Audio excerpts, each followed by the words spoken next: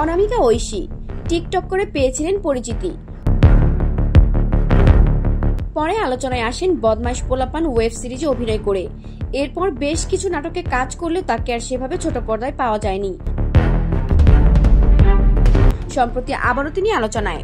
জানা গেছে ভাঙনের মুখে সংসার। দেশের একটি গণমাধ্যমে বিষয়ে কথা বলেন ঐশী। আমরা এখনো এই নিয়ে কথা বলতে চাচ্ছিলাম না, ও চাচ্ছে না, আমিও চাচ্ছি না, আমাদের এখনো ডিভোর্স হয়নি, আমরা দুজনেই সেপারেশনে আছি। ও ক্লিয়ার করে বলতে পারছে না কি করবে, আমিও পারছি না, এটা দুজনের সিদ্ধান্তের বিষয়। তিনি আরো বলেন, আসলে আমাদের মধ্যে তেমন কিছুই হয়নি, ওর কিছু জিনিস আমার ভালো লাগেনি, তাই আমি চলে আসছি।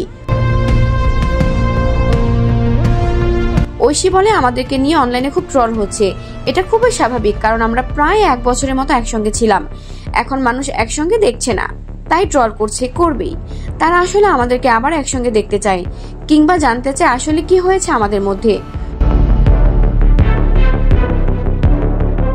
প্রসঙ্গত গায়ক আলফিকে ভালোবেসে বিয়ে করেন ঐশী, শুরু করেন সংসারও।